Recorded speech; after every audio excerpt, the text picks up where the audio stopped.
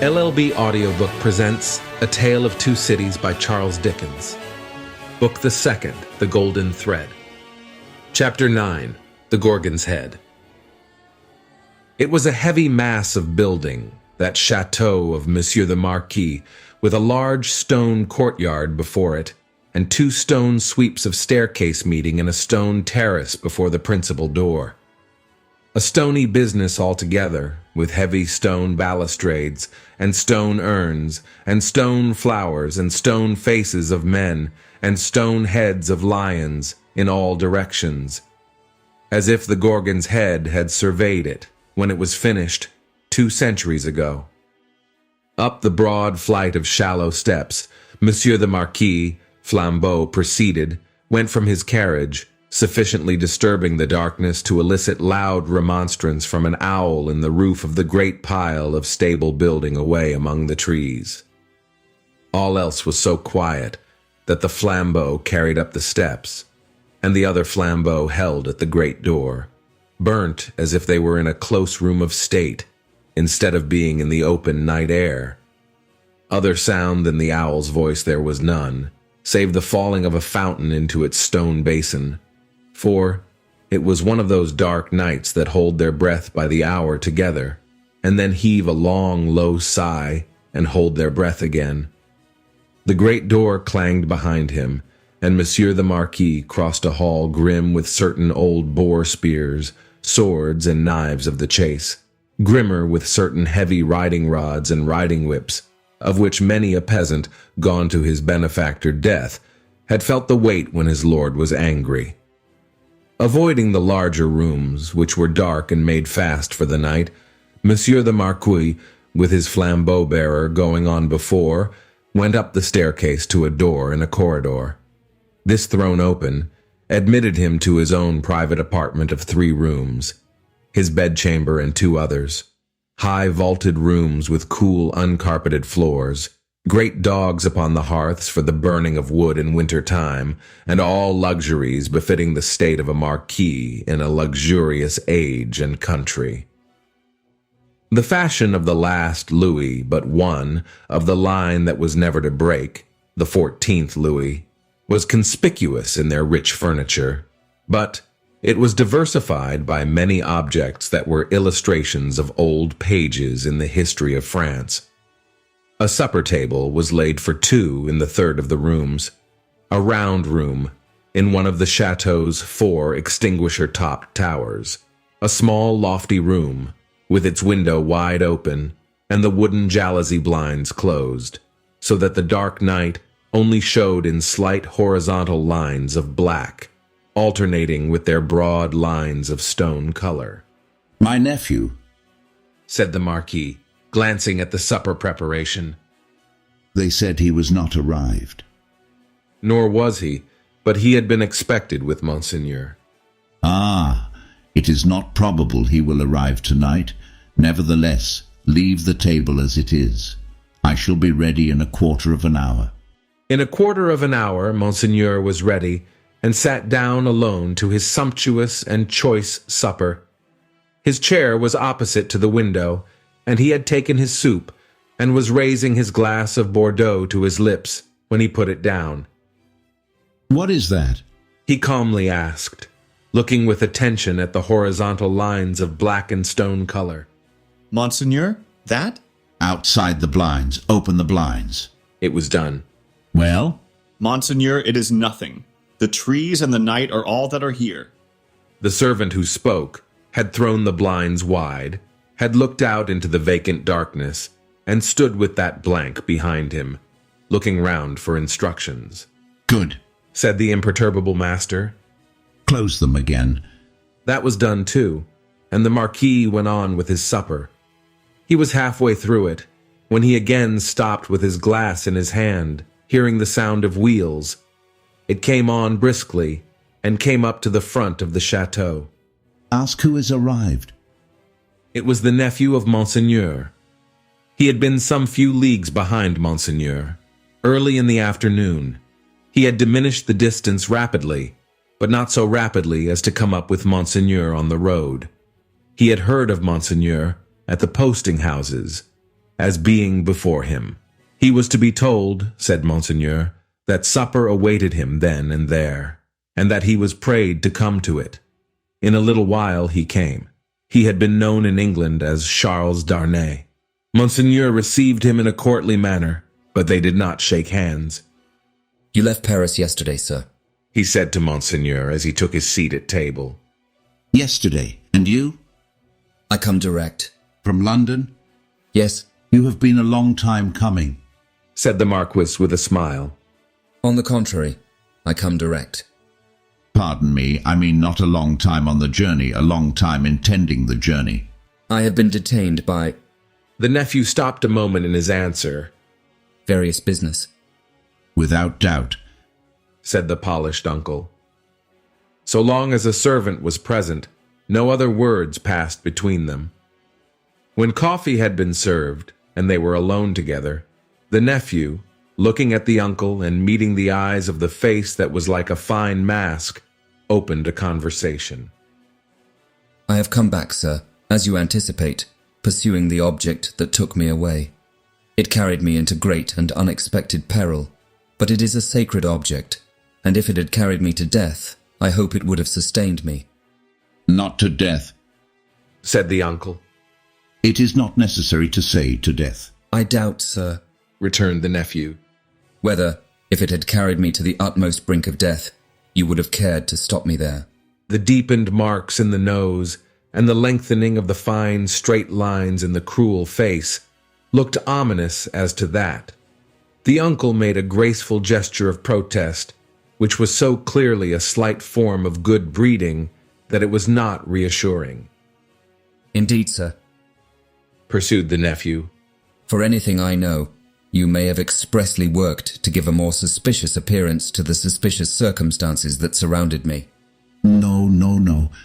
said the uncle pleasantly. But however that may be, Resumed the nephew, glancing at him with deep distrust. I know that your diplomacy would stop me by any means, and would know no scruple as to means. My friend, I told you so. Said the uncle with a fine pulsation in the two marks. Do me the favor to recall that I told you so long ago. I recall it. Thank you. Said the Marquis very sweetly indeed. His tone lingered in the air, almost like the tone of a musical instrument.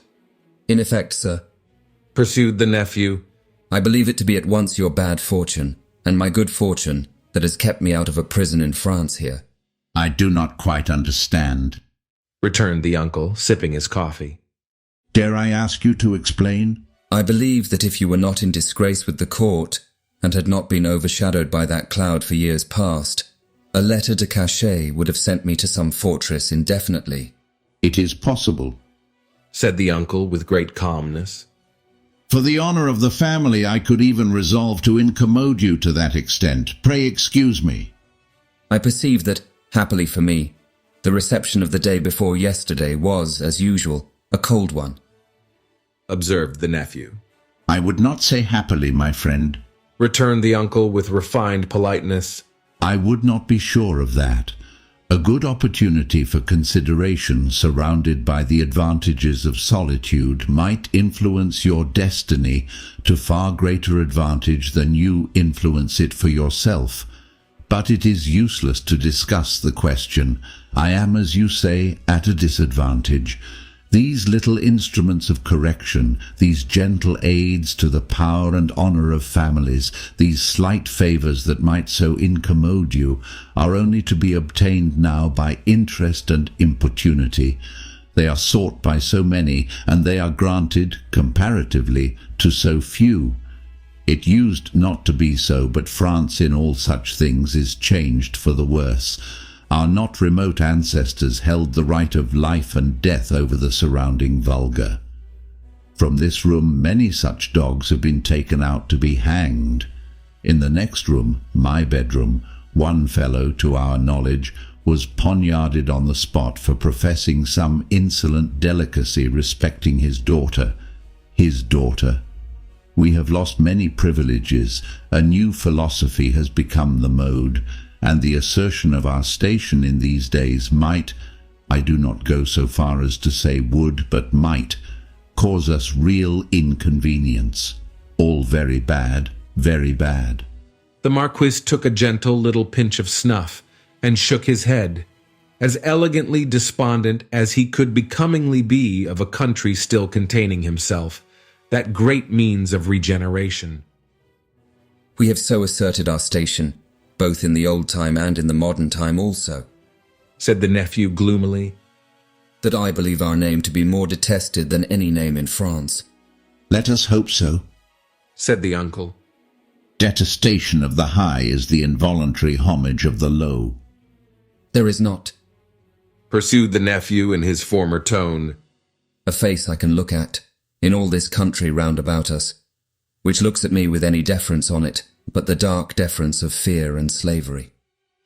A compliment, said the Marquis, to the grandeur of the family, merited by the manner in which the family has sustained its grandeur. Ha! And he took another gentle little pinch of snuff, and lightly crossed his legs.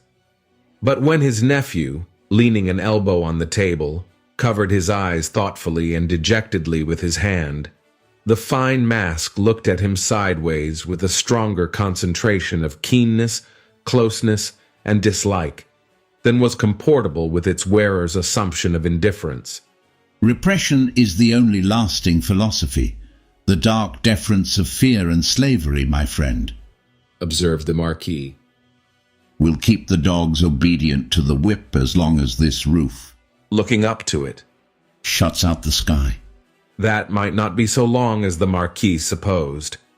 If a picture of the chateau as it was to be a very few years hence, and of 50 like it, as they too were to be a very few years hence, could have been shown to him that night, he might have been at a loss to claim his own from the ghastly, fire-charred, plunder-wrecked rains. As for the roof he vaunted, he might have found that shutting out the sky in a new way, to wit, forever, from the eyes of the bodies into which its lead was fired, out of the barrels of 100,000 muskets. Meanwhile, said the Marquis, I will preserve the honor and repose of the family if you will not, but you must be fatigued. Shall we terminate our conference for the night? A moment more. An hour, if you please. Sir, said the nephew, we have done wrong and are reaping the fruits of wrong. We have done wrong? Repeated the Marquis with an inquiring smile and delicately pointing first to his nephew, then to himself. Our family, our honourable family, whose honour is of so much account to both of us in such different ways. Even in my father's time, we did a world of wrong, injuring every human creature who came between us and our pleasure, whatever it was. Why need I speak of my father's time, when it is equally yours? Can I separate my father's twin brother, joint inheritor, and next successor from himself? Death has done that, said the Marquis. And has left me, answered the nephew, bound to a system that is frightful to me, responsible for it, but powerless in it, seeking to execute the last request of my dear mother's lips, and obey the last look of my dear mother's eyes, which implored me to have mercy and to redress, and tortured by seeking assistance and power in vain. Seeking them from me, my nephew, said the Marquis, touching him on the breast with his forefinger. They were now standing by the hearth. You will forever seek them in vain, be assured. Every fine, straight line in the clear whiteness of his face was cruelly, craftily, and closely compressed, while he stood looking quietly at his nephew, with his snuff-box in his hand. Once again he touched him on the breast, as though his finger were the fine point of a small sword, with which, in delicate finesse, he ran him through the body and said, My friend, I will die, perpetuating the system under which I have lived. When he had said it, he took a culminating pinch of snuff and put his box in his pocket. Better to be a rational creature, he added then, after ringing a small bell on the table, and accept your natural destiny. But you are lost, Monsieur Charles, I see. This property and France are lost to me, said the nephew sadly. I renounce them. Are they both yours to renounce? France may be, but is the property? It is scarcely worth mentioning, but is it yet? I had no intention, in the words I used, to claim it yet, if it passed to me from you tomorrow. Which I have the vanity to hope is not probable. Or 20 years hence. You do me too much honour, said the Marquis. Still, I prefer that supposition. I would abandon it, and live otherwise and elsewhere. It is little to relinquish. What is it but a wilderness of misery and ruin? Ha! Said the Marquis, glancing round the luxurious room. To the eye it is fair enough here, but seen in its integrity, under the sky and by the daylight, it is a crumbling tower of waste, mismanagement, extortion, debt, mortgage, oppression, hunger, nakedness, and suffering. Ha! Said the Marquis again in a well-satisfied manner. If it ever becomes mine, it shall be put into some hands better qualified to free it slowly, if such a thing is possible, from the weight that drags it down, so that the miserable people who cannot leave it, and who have been long wrung to the last point of endurance, may in another generation suffer less. But it is not for me. There is a curse on it, and on all this land. And you? Said the uncle. Forgive my curiosity. Do you, under your new philosophy, graciously intend to live? I must do to live what others of my countrymen, even with nobility at their backs, may have to do some day. Work. In England, for example? Yes. The family honour, sir, is safe from me in this country. The family name can suffer from me in no other, for I bear it in no other. The ringing of the bell had caused the adjoining bedchamber to be lighted. It now shone brightly through the door of communication. The Marquis looked that way and listened for the retreating step of his valet. England is very attractive to you, seeing how indifferently you have prospered there, he observed then, turning his calm face to his nephew with a smile. I have already said that for my prospering there, I am sensible I may be indebted to you, sir. For the rest, it is my refuge. They say, those boastful English, that it is the refuge of many. You know a compatriot who has found a refuge there, a doctor. Yes. With a daughter? Yes. Yes, said the Marquis. You are fatigued. Good night. As he bent his head in his most courtly manner, there was a secrecy in his smiling face, and he conveyed an air of mystery to those words, which struck the eyes and ears of his nephew forcibly. At the same time, the thin, straight lines of the setting of the eyes, and the thin, straight lips, and the markings in the nose, curved with a sarcasm that looked handsomely diabolic. Yes, repeated the Marquis. A doctor with a daughter. Yes, so commences the new philosophy. You are fatigued. Good night. It would have been of as much avail to interrogate any stone face outside the chateau as to interrogate that face of his. The nephew looked at him in vain in passing on to the door. Good night, said the uncle. I look to the pleasure of seeing you again in the morning. Good repose. Light monsieur my nephew to his chamber there, and burn monsieur my nephew in his bed if you will, he added to himself, before he rang his little bell again, and summoned his valet to his own bedroom. The valet come and gone, Monsieur the Marquis walked to and fro in his loose chamber robe, to prepare himself gently for sleep that hot, still night. Rustling about the room, his softly slippered feet making no noise on the floor, he moved like a refined tiger, looked like some enchanted marquis of the impenitently wicked sort, in story, whose periodical change into tiger form was either just going off or just coming on. He moved from end to end of his voluptuous bedroom, looking again at the scraps of the day's journey that came unbidden into his mind. The slow toil up the hill at sunset, the setting sun, the descent, the mill, the prison on the crag, the little village in the hollow, the peasants at the fountain, and the mender of roads with his blue cap pointing out the chain under the carriage. That fountain suggested the Paris fountain, the little bundle lying on the step, the women bending over it, and the tall man with his arms up, crying, "Dead!" "I am cool now," said Monsieur the Marquis, "and may go to bed."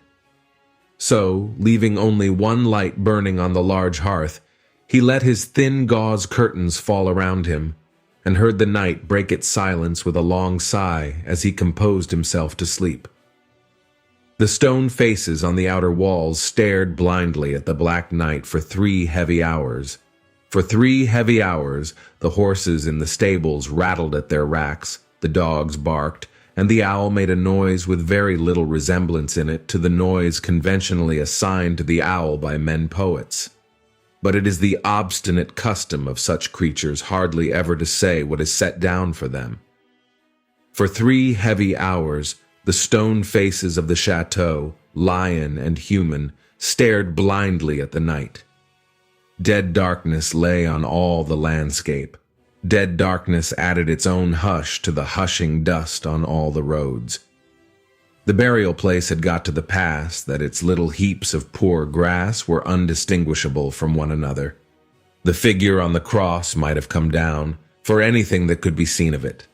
In the village, taxers and taxed were fast asleep, dreaming, perhaps, of banquets, as the starved usually do, and of ease and rest, as the driven slave and the yoked ox may. Its lean inhabitants slept soundly, and were fed and freed. The fountain in the village flowed unseen and unheard, and the fountain at the chateau dropped unseen and unheard, both melting away, like the minutes that were falling from the spring of time, through 3 dark hours. Then, the gray water of both began to be ghostly in the light, and the eyes of the stone faces of the chateau were opened. Lighter and lighter, until at last the sun touched the tops of the still trees, and poured its radiance over the hill. In the glow, the water of the chateau fountain seemed to turn to blood, and the stone faces crimsoned. The carol of the birds was loud and high, and on the weather-beaten sill of the great window of the bedchamber of Monsieur the Marquis, one little bird sang its sweetest song with all its might. At this, the nearest stone face seemed to stare amazed, and with open mouth and dropped under jaw, looked awe-stricken. Now the sun was full up, and movement began in the village. Casement windows opened, crazy doors were unbarred, and people came forth shivering, chilled as yet by the new sweet air. Then began the rarely lightened toil of the day among the village population. Some to the fountain, some to the fields, men and women here to dig and delve, men and women there to see to the poor livestock and lead the bony cows out to such pasture as could be found by the roadside. In the church and at the cross, a kneeling figure or two, attendant on the latter prayers, the led cow, trying for a breakfast among the weeds at its foot. The chateau awoke later, as became its quality, but awoke gradually and surely. First, the lonely boar spears and knives of the chase had been reddened as of old. Then had gleamed trenchant in the morning sunshine. Now doors and windows were thrown open. Horses in their stables looked round over their shoulders at the light and freshness pouring in at doorways. Leaves sparkled and rustled at iron-grated windows. Dogs pulled hard at their chains and reared impatient to be loosed. All these trivial incidents belong to the routine of life and the return of morning. Surely, not so the ringing of the great bell of the chateau, nor the running up and down the stairs, nor the hurried figures on the terrace, nor the booting and tramping here and there and everywhere, nor the quick saddling of horses and riding away.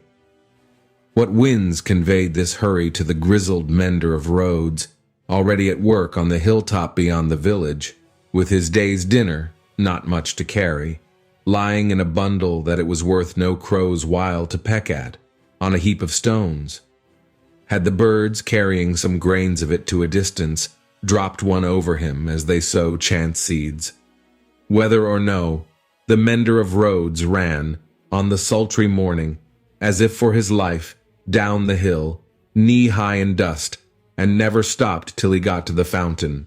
All the people of the village were at the fountain, standing about in their depressed manner and whispering low, but showing no other emotions than grim curiosity and surprise. The led cows, hastily brought in and tethered to anything that would hold them, were looking stupidly on, or lying down chewing the cud of nothing particularly repaying their trouble, which they had picked up in their interrupted saunter. Some of the people of the chateau, and some of those of the posting house, and all the taxing authorities, were armed more or less, and were crowded on the other side of the little street in a purposeless way that was highly fraught with nothing. Already the mender of roads had penetrated into the midst of a group of 50 particular friends, and was smiting himself in the breast with his blue cap.